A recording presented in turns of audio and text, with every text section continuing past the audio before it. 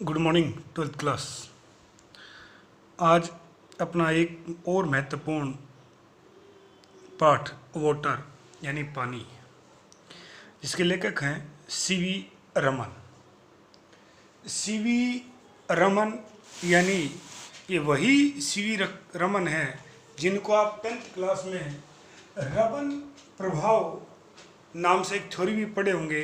रमन प्रभाव नाम से काफ़ी बड़े वैज्ञानिक रहे हैं और इनको फिजिक्स के लिए नोबेल प्राइज भी मिला था। भारत की तरफ से प्रथम चंद्रशेखर रमन। ये जो पाठ लिखा गया है वाटर, वास्तव में ये पाठ कुछ लाइनें नहीं हैं। एक तरीके से इस पाठ के द्वारा रमन महोदय हमसे अपील कर रहे हैं कि आप वाटर यानी जल का संरक्षण करें। वो इस पाठ के द्वारा एक अपील कर रहे हैं जल संरक्षण की। वो ये भी समझा रहे हैं कि कृषि, ये जो पानी है, इस पे पूर्ण रूप से, और भारत में तो कहा भी जाता है कि भारतीय कृषि मॉनसून का जुआ है। यानी आप यूँ कह सकते हैं, इस ऐसे ये एक निबंध है, इसमें वो एक वास्तविक अपील करते हैं जल संरक्षण की। देखिए, आपको समझा दूँ, आप ध्यान से समझना कि पहली लाइन में उसने ये कहा है कि वाटर पानी इज है, ये लिंकिंग वर्ब है, मेन वर्ब आप समझ पा रहे हैं कि पानी क्या है। एलिक्जर है।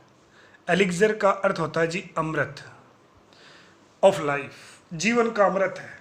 यूँ समझे, आप खाना खाए बिना रह सकते हैं, 1 दिन 2 दिन 4 दिन 5 दिन 7 दिन, फ्रूट्स के बिना रह सकते हैं और जितनी भी चीज़ें उन बिना रह सकते हैं, लेकिन जल के बिना आप नहीं रह सकते। इस लेसन के, जिसकी मैं आपको समरी बता रहा हूँ, इसके पहले पैराग्राफ में, ये जो पैराग्राफ 1 है, इसमें उन्होंने क्या कहा है मैं आपको बता देता हूँ। उन्होंने ये कहा है कि लीबिया और इजिप्ट, आप कह सकते हैं अफ्रीका कॉन्टिनेंट यानी महाद्वीप में 2 देश हैं, लीबिया और इजिप्ट। ये इसका इधर वाला भाग ये एशिया है, ये आप मध्य अफ्रीका कह सकते हैं, सेंट्रल अफ्रीका, और इधर आपके ये भूमध्य सागर है जिसको मेडिटेरियन सी कहते हैं।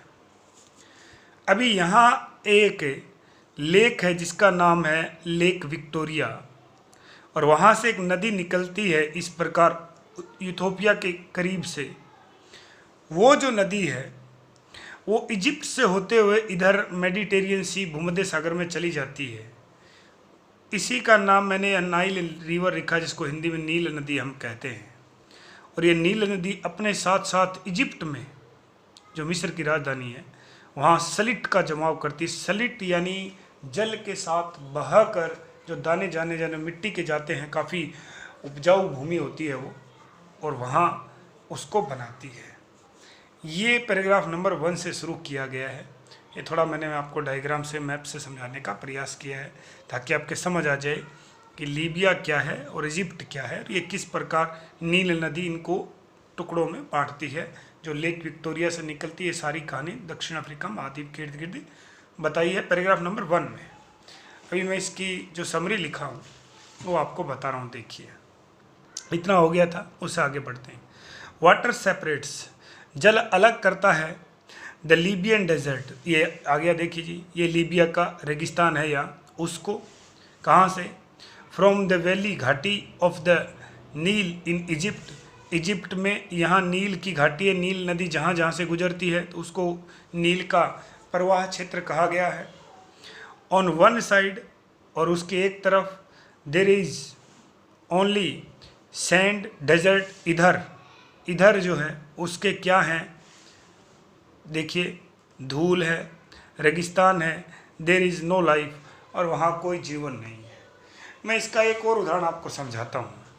आप अरावली देख लो, इस तरह राजस्थान के बीच से निकलती है और राजस्थान का जो है उस प्रदेश को दो भागों में बांट देती है, ये पश्चिमी राजस्थान और ये पूर्वी राजस्थान। और इस पूरे पश्चिमी राजस्थान में वर्षा न के बराबर है, वनस्पति न के बराबर है, और ये जो मानसून यहाँ से आता है इसके समानांतर होने की वजह से आगे निकल जाता है। इधर से जो मानसून आता है बे ऑफ बंगाल यानी बंगाल की खाड़ी से, वो यहाँ इससे टकराता है और यहाँ बारिश हो जाती है। वही कहानी यहाँ है कि नील जो नदी है इसको दो भागों में बांटती है। चलिए जी फिर देखते हैं ऑन द अदर साइड, और दूसरी तरफ ऑल द एरियाज, जैसा मैंने अभी बताया इस तरफ इजिप्ट के, लीबिया के इस साइड में, राइट हैंड साइड में सभी जो क्षेत्र हैं आर फुल ऑफ लाइफ, वहाँ जीवन है यानी हरियाली है, ग्रीन प्लांट्स हैं, हरे भरे पेड़ पौधे हैं। मोस्ट फर्टाइल लैंड, और लगभग वहाँ की ज़मीन क्या है, फर्टाइल है, उपजाऊ है। मोर पॉपुलेशन, आबादी भी वहाँ क्या है, सघन है, स्वाभाविक बात है, होनी है। एंड वेजिटेशन, और यानी वहाँ क्या है, वनस्पति है, वनस्पति वेजिटेशन है, और सब्जी वाला वेजिटेबल होता है। ठीक है जी, 2 नंबर पॉइंट हम निकाले हैं, समझते हैं। वाटर एड्स, एड का अर्थ होता है जी बढ़ा देना, जल बढ़ा देता है। The beauty of the country side, देखिए आप यूँ समझें कि जैसे पहले जो इस पैराग्राफ रहा उसमें उन्होंने बताया कि जल जो है वो अमृत के समान है, और उसने ये बताया, मैंने आपको डायग्राम समझाया कैसे लेक ऑफ विक्टोरिया से वो निकलती है और कैसे आगे जाती है, और इजिप्ट में वो स्लिट को कैरी करती है यानी उस मिट्टी को इकट्ठा करती है। अब ये कह रहे हैं कि वाटर जो है वो क्या करता है, ब्यूटी सौंदर्यता को बढ़ा देती है। और किसकी सौंदर्यता है, कंट्री साइड। देखिए जी कंट्री साइड का अर्थ होता है देहात का क्षेत्र। कैसा क्षेत्र, देहात का क्षेत्र। ए लिटिल स्ट्रीम, एक छोटी सी धारा, ए लिटिल पॉन्ड, छोटा सा जलाशय, एंड द रेन, बरसात की ऋतु से फेड भरे हुए टैंक्स यानी तालाब वगैरह, इन कंट्री साइड, देहात के क्षेत्र में लुक दिखाई देते हैं वेरी ब्यूटीफुल, काफ़ी सुंदर। यानी आप ये कह सकते हैं कि देहात के क्षेत्र के सौंदर्य में बढ़ोतरी कौन करता है, जल करता है। अब जल देहात का ही नाम क्यों लिया गया, क्योंकि शहर में आपको मंजिलें, इमारतें, शॉपिंग मॉल, कॉम्प्लेक्स, पता नहीं क्या क्या मिलेगा, लेकिन देहात में तो ऐसा कुछ है नहीं। तो वहाँ अलग अलग उसने बताया कि छोटा तालाब, वर्षा जल से भरा हुआ तालाब, छोटा पौंड, जलाशय, ये उसकी रोशनी को 4 चांदे लगा देता है। ठीक है, वन कैन इंजॉय, और कोई भी आनंद उठा सकता है, लुकिंग अपॉन, देखकर, किसको, द सन राइजिंग, उस समय। आप यूँ समझे, देखिए मैं एक और डायग्राम बना रहा हूँ। जैसे एक ये तालाब है, आप यहाँ खड़े हैं, शाम के समय या सुबह के समय यहाँ इस जल के करीब जैसे ही सूर्य उगता है या छिपता है, तो आप समझ सकते हैं यहाँ का रंग कैसा हो जाता है। और वो जल के रंग को भी बायोलॉजी के स्टूडेंट तो बहुत जल्दी समझ जाएगा, परावर्तित करेगा। तो आप समझ सकते हैं, आगे देखिए क्या लिखा है, one can enjoy looking up the water, sun rising और सेटिंग ओवर देम, सूर्य का उगना और सेट का अर्थ अस्त होना जल के ऊपर शानदार दृश्य देता है। Water in a landscape may be compared to the eyes in a human face. देखिए लैंडस्केप का अर्थ होता है भूखंड, भूखंड कि किसी भी भूखंड पे पानी जो है मे बी कंपेयर्ड, उसकी तुलना की जा सकती है to the eyes in a human face, यानी जिस तरह इंसान के चेहरे पर आँखें हैं वो इंसान को सब कुछ दिखाती हैं, वैसे ही धरती पे पानी वही आँखों का ही काम करता है। यानी आप यूँ समझें कि वो इसके द्वारा उनकी जल की तुलना, जन का मानवीकरण कर रहा है जल का, और मानव की आँखें जो हैं उससे इनकी तुलना उसने की दी।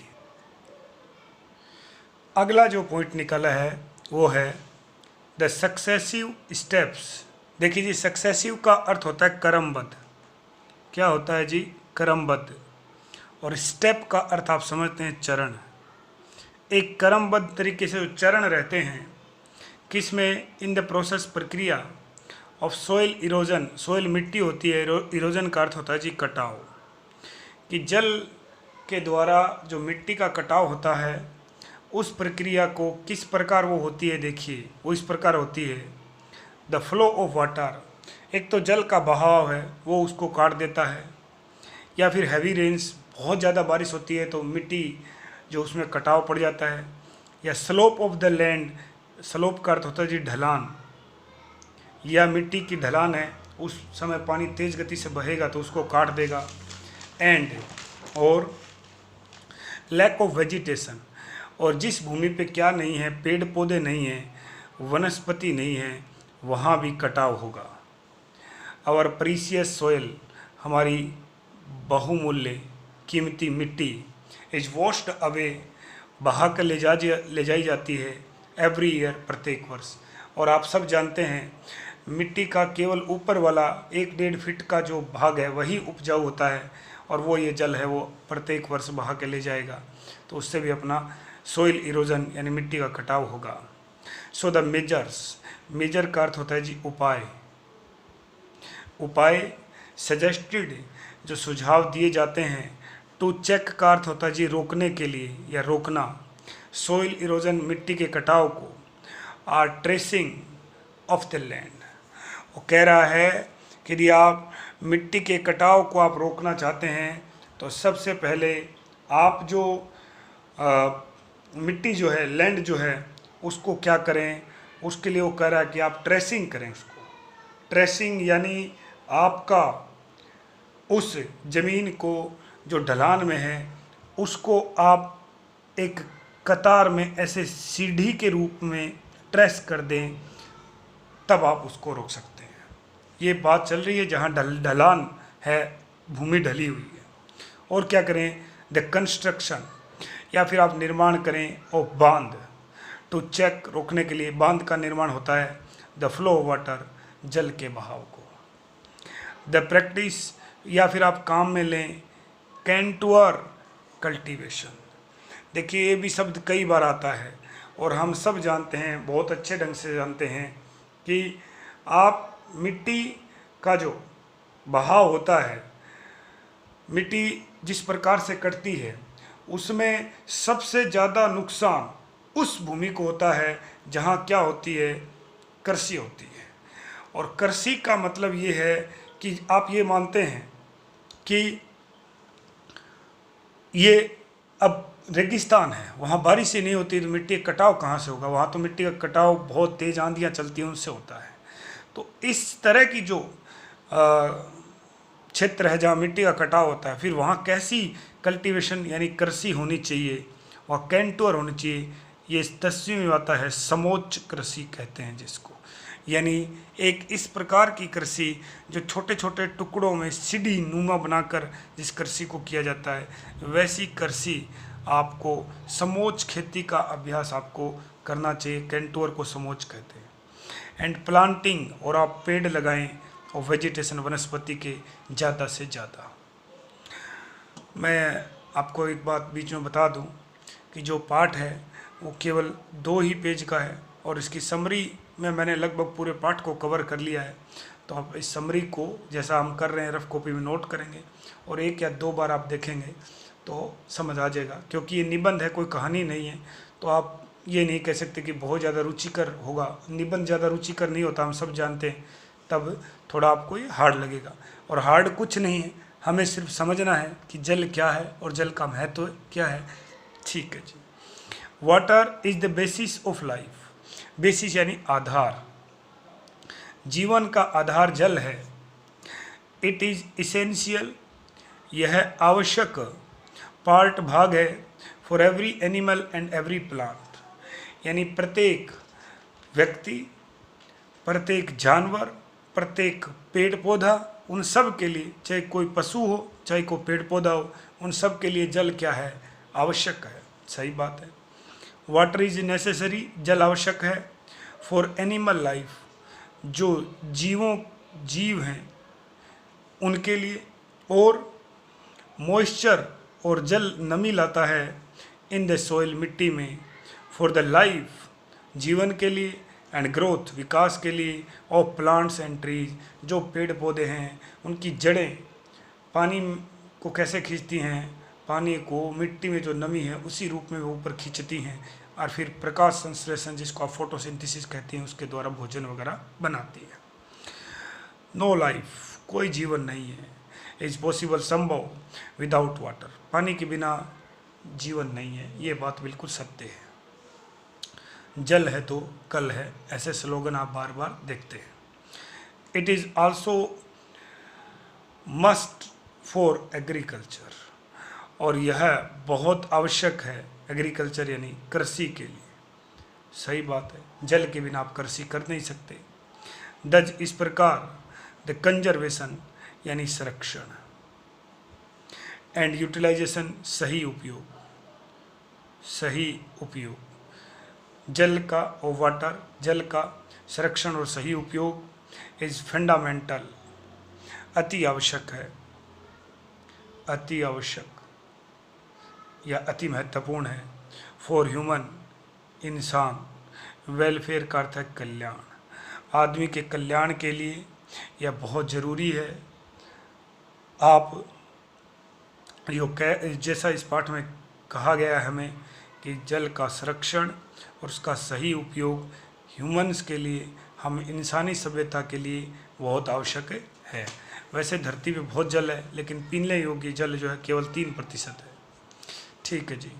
मच ऑफ इंडियन एग्रीकल्चर, लगभग भारतीय कृषि, डिपेंड, निर्भर करती है, ऑन सीजनल रेनफॉल। देखिए, रेनफॉल का अर्थ होता है जी वर्षा, और सीजनल का अर्थ होता है मौसमी। मौसम के आधार पे जो वर्षा होती है, जैसे हम मानसून भी कहते हैं, उस पर भारतीय कृषि निर्भर करती है। इन केस की स्थिति में of fell off rainy season, यदि मानसून ना हो, बरसात ना हो, मीन्स इसका मतलब है फेलियर ऑफ एग्रीकल्चर, तो आपकी कृषि भी क्या हो जाएगी, असफल हो जाएगी। भारत में कृषि मानसून का जुआ है और पूर्ण रूप से मानसून पे निर्भर है। इफ़ वाटर इज़ कंजर्व्ड, यदि जल का क्या किया जाए, संरक्षण किया जाए, सेव्ड, उसको बचाया जाए, इट विल प्रूव, तो ये साबित होगा, वेरी वैल्यूएबल, बहुत उपयोगी, क्या होगा, बहुत उपयोगी, फॉर इरिगेशन, सिंचाई के लिए, यानी सिंचाई के लिए जल काफ़ी उपयोगी होगा यदि आप उसको स्टोर कर दें। And power production, power production से यहाँ मतलब आपका बिजली उत्पादन, बिजली उत्पादन, और हम सब जानते हैं कि बिजली का उत्पादन जल से होता है। द कंजर्वेशन, संरक्षण, एंड यूटिलाइजेशन, सही उपयोग, यूटिलाइजेशन, सही उपयोग और संरक्षण ऑफ वाटर, पानी का, इज दज, इस प्रकार, नेसेसरी, बहुत ज़रूरी है, फॉर आवर कंट्री, हमारे देश के लिए। वी शुड कलेक्ट, हमें एकत्रित करना चाहिए, रेन वाटर, वर्षा के पानी को, एंड यूज इट, और ये जल के लिए इट नामक प्रोनाउन आया है कि पानी को काम में लेना चाहिए, बिकॉज, क्योंकि रेन वाटर, वर्षा का जो जल है, इज 100% प्योर, और 100% शुद्ध होता है। वी शुड नॉट थ्रो, हमें नहीं फेंकने चाहिए। वेस्ट मटेरियल का अर्थ होता है अपशिष्ट पदार्थ, अपशिष्ट पदार्थ यानी जो फैक्ट्री वगैरह या कई कारखाना, यहाँ कहीं कुछ भी लगा है, हम वो कचरा है वो डाल देते हैं, वो गलत है। नदी में, नालों में, वो बिल्कुल गलत है। इनटू वाटर सोर्सेज, पानी, और सोर्स का अर्थ होता है जी स्रोत, जो जल स्रोत हैं उनमें। The farmer should use modern method, और किसान जो हैं उनको मॉडर्न का अर्थ होता है जी आधुनिक, मेथड्स का अर्थ होता है जी तौर तरीके, तौर तरीके उनको उपयोग में लेना चाहिए, टू सेव वाटर, जल को बचाने के लिए। जैसे बूंद बूंद से सिंचाई होती है। इजराइल एक ऐसा देश है जहाँ पूर्ण रूप से रेगिस्तान है, फिर भी वो बड़े पैमाने पे अपनी कृषि उपज को निर्यात करते हैं, बेचते हैं। अगला है जी कंजर्वेशन ऑफ वाटर, जल संरक्षण, ये सबसे प्रमुख बात है इस पाठ की। इज नेसेसरी, बहुत उपयोगी है, क्यों, टू कीप लाइफ गोइंग, जीवन को आगे बढ़ाने में, ड्यूरिंग के दौरान, the period when there is very little और नो रेनफॉल, जब ना के बराबर लिटिल थोड़ी या बरसात हो ही ना, उस समय जल यदि आप इकट्ठा कर रखे हैं तो पीने के भी काम आ सकता है, थोड़ी बहुत सिंचाई भी आप कर सकते हैं। वास्ट का अर्थ होता है जी विशाल, एरियाज का अर्थ होता है जी क्षेत्र, ऑफ स्क्रब का अर्थ है झाड़ियाँ, डेजर्ट का अर्थ है रेगिस्तान, लैंड का अर्थ है भूमि। यदि आप ऐसा करते हैं तो उस रेगिस्तान या झाड़ियों से भरी हुई भूमि को भी क्या किया जा सकता है, कैन बी टर्न इनटू, उसको भी बदला जा सकता है फर्टाइल, उपयोगी, फील्ड का अर्थ है मैदान, with proper use of water, जल का सही उपयोग करके, सही उसका संरक्षण करके आप झाड़ियाँ या रेगिस्तान जैसी जो ज़मीन है उसको भी उपयोगी और उपजाऊ है ये जी, और यूजफुल होता है, उपयोगी बना सकते हैं। यानी कुल मिला के इस छोटे से पाठ में बार बार एक ही चीज़ कह रहे हैं सीवी रमन जी। देखिए क्या कहा है, इन शॉर्ट, संक्षिप्त में, लाइफ ऑन द अर्थ, की धरती पे जो जीवन है, कांट बी इमेजिन, उसकी कल्पना भी नहीं की जा सकती, विदाउट वाटर, बिना पानी के। सही बात है, बिना भोजन के व्यक्ति 21 दिन तक रह सकता है। गांधी जी सत्याग्रह के दरमियान पता नहीं कितनी बार रहे, पर बिना पानी पिए व्यक्ति रह नहीं सकता। जल है तो कल है, और जल है तो जीवन है, ऐसे नारे हम बार बार देखते हैं। इट, ये जल के लिए आया है, प्लेज, ये निभाता है, एन इम्पोर्टेंट रोल, प्रमुख भूमिका, in the life of all, सभी के जीवन में महत्वपूर्ण भूमिका ये निभाता है। यानी सीवी रमन द्वारा जो लिखा गया है जो पाठ है वाटर, इसको मैंने बिल्कुल पूरे पाठ को, ये 2 ही पेज में है, फिर भी इसके 3-4 पेज मैंने बना दिए हैं, कुछ डायग्राम से भी आपको समझाने की कोशिश किए हैं, और जब आप इसको लाइन टू लाइन पढ़ेंगे तो बिल्कुल क्लियर हो जाएगा। पाठ छोटा है, पहला ही पाठ है वाटर, लेकिन काफ़ी उपयोगी है। लगभग हर वर्ष में आप पुराने पेपर उठाएंगे, मैं देखता हूँ इससे प्रश्न बनते हैं, पिछली बार भी प्रश्न बना है। तो कहने का मतलब ये है। और एक और चीज़ यहाँ वो भी मैं आपको बता दूँ कि सबसे सरल जो मेथड है, सबसे जो सरल या चीपेस्ट जो तरीका है, चीपेस्ट वे, तरीका ऑफ ट्रांसपोर्टेशन, यानी यातायात का सामान को एक जगह से दूसरी जगह ले जाने का सबसे जो सस्ता, सबसे उपयोगी जो तरीका है वो आपका वाटरवेज है, समुद्री रास्ता, जल का रास्ता ही है, और सबसे कम पैसे लगते हैं, उसमें काफ़ी सस्ता होता है। ये प्रश्न पिछली बार एडिशनल बना है, मैंने इसी साल रिसेंटली जो एग्ज़ाम हुए, तो जब लाइन टू लाइन पढ़ेंगे तो ये सारी चीज़ें कवर करेंगे। समरी मैंने आपको अच्छे ढंग से बता दी है कि इस प्रकार आप समझ लें। इजिप्ट क्या है, वो कैसे बनता है, नील घाटी उसको कैसे बनाती है, कहाँ से निकलती है, वो भी डायग्राम की मदद से आपको लगभग मैंने स्पष्ट कर दिया है। तो पहले आप इस PDF को उतार लें और फिर इस वीडियो को धीरे धीरे आराम से देख लें। जहाँ आपको लगे कि कुछ समझ नहीं आया उसको पॉज कर ले, रिवाइंड करके दोबारा देख लें। क्वेश्चन आंसर में जो लास्ट में आपको पढ़ाया है ए रूम 10/8, उसके आज इसी वीडियो के साथ PDF के रूप में डाल रहा हूँ, आप देख लेना। कोई दिक्कत आपको आती है, कुछ समझ नहीं आ रहा तो आप मुझे बता दें। आपके पास कोई और सजेशन है जिससे हम अपना कार्य और अच्छा कर सकते हैं वो आप बता दें। मैं मेरी तरफ से पूर्ण प्रयास कर रहा हूँ कि आपको ज़्यादा से ज़्यादा और अच्छे से अच्छा ज्ञान है जो मैं आपको दे सकता हूँ वो देने का प्रयास जारी रहेगा।